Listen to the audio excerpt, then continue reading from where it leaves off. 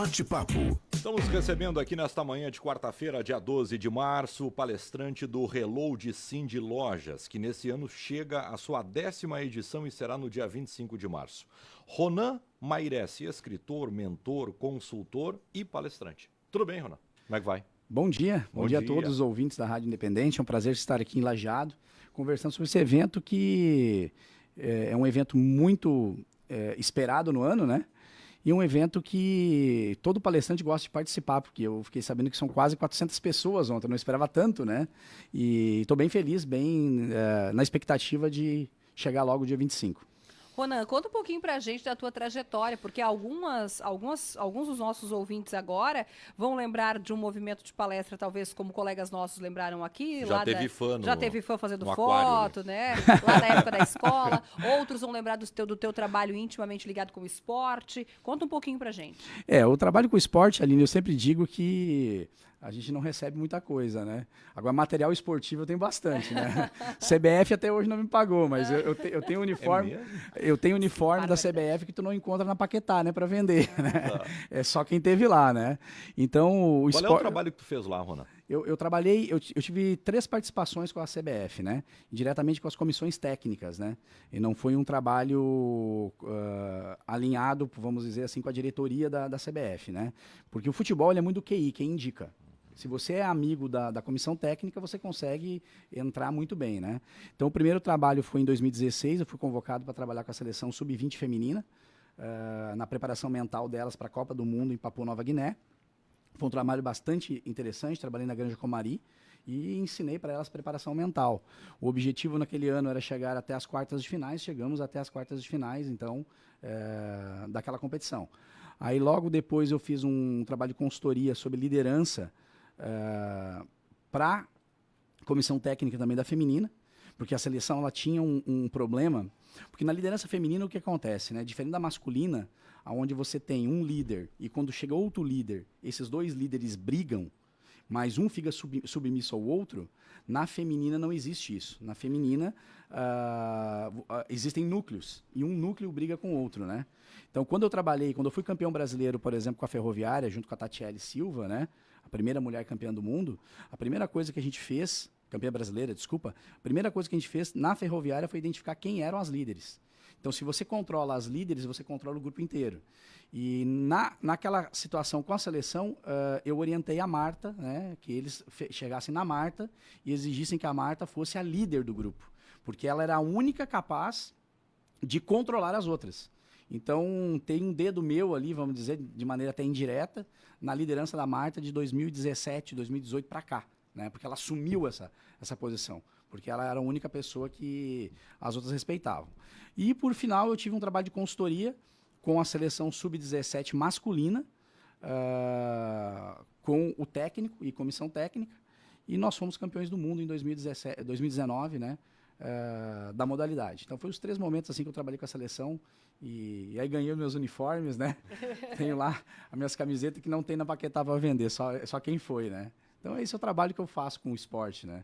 É mais para currículo mesmo e entender essa dinâmica da mente do vencedor, né? Porque isso que é importante nesse tipo de trabalho, você pegar a essência do vencedor e trazer para dentro das empresas.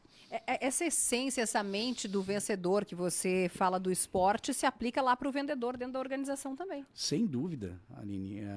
A metáfora do esporte ela ajuda a fazer com que o vendedor busque nele as competências para que ele possa ser um campeão. Então, quando a gente fala do esporte, nós estamos falando de 5 competências, tá? Competência técnica, você tem que ser bom nos fundamentos. Então, nas vendas, você tem que ser bom de rapport, você tem que ser bom de negociação. No esporte, você tem que saber dar um passe, tem que saber roubar a bola. Aí você tem competência tática, que aí dentro do mundo corporativo eu chamo de pensamento estratégico. As pessoas não estão pensando ultimamente, elas estão agindo no impulso. Então, quando você age no impulso, você não tem o livre-arbítrio. O livre-arbítrio existe somente quando eu paro, penso e crio uma estratégia, tá? Porque as pessoas estão no automático. Terceiro, a competência física. E quando eu falo a competência física, não é ser magro, ser gordo, não. Você tem que estar bem com o teu corpo, né? A quarta é a competência emocional. E a quinta é a competência neurofisiológica, que isso é novo agora, né? Poucos estão trabalhando. Entender o quê? como é que funcionam os nossos hormônios, neurotransmissores, neuromoduladores do comportamento, como criar situações e entender como o ambiente ele impacta nesses hormônios para que você tenha, então, um bom dia de trabalho, né? Então, são as 5 competências que eu trabalho no esporte que se eu trago para no mundo corporativo funciona igual. No futebol, no esporte, eu acho que pensar é fantástico. Agora, pensar muito pode gerar um bloqueio. O cara tem que decidir ali na hora. Como é que preparar a mente daquele cara para ele decidir no momento certo de fazer o gol, de criar a jogada, de tomar a decisão correta? 2 coisas. Primeiro é treinamento. Você tem que treinar. Quando você treina e você adquire uma habilidade, ele vai para o subconsciente, tá? É a parte de trás aqui do cérebro que fica ali armazenada. Quando você vai repetir isso, o cérebro ele busca o que está armazenado lá atrás, nesse subconsciente. Então, se você, por exemplo, deu um passe melhor e você parou, pensou, raciocinou quais foram os elementos que me levaram a dar esse passe maior, você vai apagar o passe anterior que está no teu subconsciente e vai colocar um passe melhor. Aí, na hora da execução, ele vai executar aquilo que tem de melhor. Só que precisa ter autorreflexão. Você precisa parar e pensar, de 0 a 10, como foi meu passe? O que eu fiz certo, o que eu fiz errado? Se eu tivesse a chance de fazer de novo, o que eu faria diferente? Quando tu tem essa consciência, você melhora o teu subconsciente naquela informação para buscar na próxima vez, tá? E a segunda coisa é o se divertir. Tá? O estado de fluxo, que a gente chama, né? Que os coaches gostam de chamar de estado de flow, né? O que é o estado de fluxo? É um estado onde você tem a tua habilidade, o teu talento, a tua competência no automático, né? Mas num sentimento de poder. Para chegar no estado de fluxo, você precisa se divertir. Quanto maior é o prazer em competir, menor é o medo de errar. Então, o segredo do alto desempenho é divirta-se. Então, eu estou vindo para uma entrevista com vocês aqui, né? Lógico que todo mundo fica um pouco ansioso. Vocês devem ver isso, né? O negócio é se divertir. Então, a gente tem que curtir esse momento. Aí as coisas saem com mais naturalidade, né? Então, o flow, ele precisa dessa naturalidade, só que, para tanto, você tem que estar descansado e tem que ter um desafio. Quando você coloca um desafio e você é treinado, descansado, o estado de fluxo ele vem, o flow acontece. Agora, se você tem medo, aí o fluxo não acontece, você gagueja, você não consegue sair das melhores respostas. Isso tudo tu vai abordar um pouquinho no dia 25. Eu vou ter 60 minutos, né? Como é que eu vou O abordar isso? que nós vamos fazer com 60 minutos? É difícil, né? Até porque é bom tu perguntar, Aline, o que é palestra? Palestra é uma sucessão de assuntos de 3 a 4 minutos que levam a pessoa à ação, tá? Então, se a pessoa quer aprender, tem que fazer um curso, no mínimo um workshop, né? Então, eu sempre falo para meus contratantes, né? Qual é a ação? Pergunto sempre, qual é a ação que você quer que a plateia tenha após a minha palestra? Porque eu vou trabalhar toda a palestra para chegar no final, a pessoa ter aquela ação. Então, por exemplo, Ronan, eu quero que chegue no final as pessoas digam, eu tenho que vencer na minha vida, eu tenho que ser um campeão. Tá? A palestra toda vai chegar no final e o cara vai ter que ser um campeão. Ronan, eu quero que o meu líder seja mais empático. Vai chegar no final da palestra e vai ficar essa mensagem. Se você perguntar para alguém da plateia, o que tu aprendeu? Eu não sei, mas eu quero ser um líder mais empático. Tá? Esse é o resultado de uma palestra. Então, não é ensinar. Eu treinei muitos palestrantes, tá? Muitos. Tem pessoas famosíssimas que já passaram pelas minhas mãos. E qual é que é o desafio do acadêmico, por exemplo? O acadêmico tem 20, 25 anos de estudo e ele quer ensinar o que ele aprendeu em 25 anos em 1 hora. Aí a palestra fica chata. Então, palestra é para você deixar uma mensagem. Então, a palestra do dia 25 é sobre atitude de mente campeão. Nós vamos falar dos hábitos dos campeões, nós vamos falar da inovação, como a inovação impacta na nossa mente. Nós vamos falar sobre a comunicação que a gente recebe do universo, o quanto ela impacta no nosso dia a dia. Vamos falar sobre poder de decisão, vamos falar de gratidão, vamos falar sobre crenças, né? Mas todas uma pincelada para o cara sair dali dizendo assim, eu preciso agir, eu preciso ir atrás disso. Quero mais. Quero mais sobre. Quero mais sobre, exatamente. Porque palestra é isso. Porque se eu entrar se eu entrar num dos temas, é 4, 5 horas em cima daquilo ali, né? Então, esse vai ser o objetivo da palestra, despertar o interesse das pessoas que querem ser melhor. Ronan, é importante a gente falar sobre isso. Os céticos vão falar o seguinte, poxa, mas o que o esporte tem a ver com o mundo mais corporativo, o mundo executivo? Tudo a ver, porque os caras estão competindo a toda hora, a todo momento, e a gente vê, por exemplo, agora um novo perfil de jogadores que mesmo enquanto ainda estejam em atividade, jogando, já começam a investir em outra carreira. Perfeito. Sabe que eu tive um feedback... né? Desculpa. Isso. Eu tive um feedback do profissional mais velho da CBF. Hoje ele não está mais, o Miguel, né? Lá na CBF, na Granja Comari, ele me disse assim, Ronan, eu estou gostando do teu trabalho aqui. Porque aqui a gente não quer saber por que a menina tem um trauma com a mãe e não consegue jogar. A gente quer que ela chegue amanhã contra a Suécia e ganhe da Suécia. Então o mundo corporativo é a mesma coisa. Porém, o mundo corporativo ele tem o processo de acolher, aí tem que ter um RH estratégico, que saiba interpretar os comportamentos, os sentimentos das pessoas, criar ações estratégicas para fazer com que esse profissional se sinta mais acolhido. Tá? Isso é o trabalho direto dentro das corporações. Né? E agora, o que o dono da empresa quer, o CEO quer, e principalmente o conselho de administração, é o resultado. Tá? E o esporte é resultado. Então, a psicologia do esporte hoje, dentro do mundo corporativo, ela é muito presente. As pessoas que não sabem, mas ela está lá. Tá? Aí, se você for analisar a psicologia organizacional, muito do esporte está ali. A inteligência emocional é esporte, porque você tem que entregar o resultado. É isso que as empresas elas precisam. O mundo está muito competitivo, a gente sabe disso. As empresas estão cada vez mais parecidas.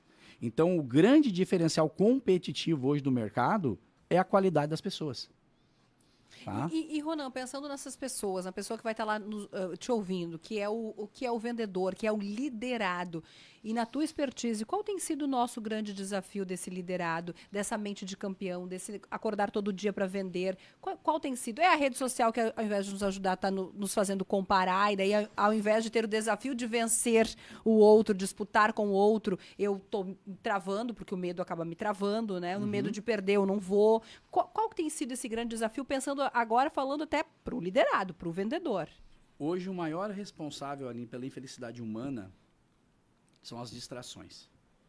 Tá? Nós temos um desejo enorme por satisfazer as nossas necessidades. Então, quando você pega um celular, você fica viciado nesse celular. O sistema dopaminérgico, ele faz o quê? Eu preciso mexer no celular. Aí você vai lá mexer no celular. Eu preciso chegar no final de semana e ir para um bailão. Eu preciso chegar no final de semana e tomar minha cervejinha. E as pessoas, então, se distraem com essas coisas e esquecem seus sonhos e objetivos. Então, hoje, qual é que é o maior problema do Brasil? Tá? Depois do jogo do Tigrinho, tá? Depois do jogo do Tigrinho, o maior problema do Brasil... Tu não joga? Não joga. Tá? não joga, né? De maneira alguma, né? Mas veja bem, 1% do PIB do Brasil está indo nisso aí, né, gente? Então você tem muita gente jogando. O Brasil vai quebrar se não for tomada uma atitude logo. Mas depois do jogo do Tigrinho, é que as pessoas pararam de sonhar, não têm objetivos claros. Então, se você não tem objetivos, as distrações tomam conta. E aí as pessoas acabam tomando atitudes, trocando de emprego, não se desenvolvendo, se alimentando de informação ruim. Você traz a questão da rede social, né? Eu vou dizer que o terceiro problema é o viés de confirmação. Tá? O que é o viés de confirmação? Eu brinco muito assim, né, com isso aí. Você está com problema com o marido, tá, Aline? Vamos imaginar que tu está com problema com o marido. E aí você falou pro Eli, tô com problema com o marido, tá difícil. O algoritmo já te ouviu. Vai começar a aparecer assim, se o teu marido é um narcisista, maridos narcisistas. E aí tu começa só a absorver conteúdo sobre isso, tá? E tu não olha o outro lado para perguntar, mas por que o meu marido me trata assim? Será que não é eu? Não, a rede social, ela faz você confirmar que aquilo que você acredita é real. E às vezes não é real. Eu brinco, por exemplo, nas palestras, às vezes. Por que eu acredito em Deus? Gente, perguntem para mim por que eu acredito em Deus. Aí a plateia pergunta, por que tu acredita em Deus, Ronan? Porque eu estudei tudo que fala sobre a não existência de Deus. Hoje eu sei que Deus existe porque eu estudei, eu vi, eu sinto. Então, o viés de confirmação, o que é? Eu acredito numa coisa... E eu vou buscar informações somente que comprovam que eu estou certo. Tá? Faz terapia ali. Qual é o problema da terapia? A terapia funciona, tá? Mas a pessoa tem que se comprometer com a mudança. Tu vai lá, começa a falar mal da tua esposa que está com problema, né? E o terapeuta concorda contigo. Só que o terapeuta bom, ele já vai perceber e vai tentar te fazer pensar o contrário, para você fazer uma autoanálise. Mas as pessoas não querem mais fazer autoanálise.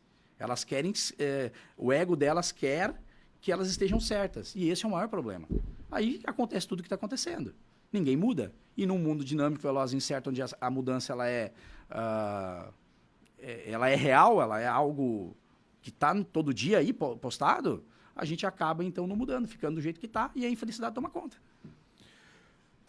São exemplos práticos e dá para pegar um assunto que está quente agora, Ronan, que é o assunto pós-clássico Grenal, por exemplo. Analisando o resultado que uma empresa precisa do que um time precisa. O Quinteiros, que para muitos estava fazendo um bom trabalho e perdeu o Grenal domingo, se ele for eliminado hoje na Copa do Brasil e o Inter confirmar o título no próximo domingo no estádio Beira-Rio, o que acontece com ele? É um problema. Mas a tendência é que ele saia, entendeu? Então, essa velocidade de retorno também, ela assusta. Então, vamos lá. Eu trabalhei na dupla Grenal. Talvez eu seja o único... Eu e o Paixão somos os únicos profissionais que andaram nos 2 ônibus, tá? Eu brinco, né? Que craque esse Paixão também. Conheci ele pessoalmente, né? Na Chapecoense. Eu tive uma das minhas missões na Chapecoense, no velório da Chape, foi conversar com o Paixão sobre a logística da retirada do corpo do Anderson, né?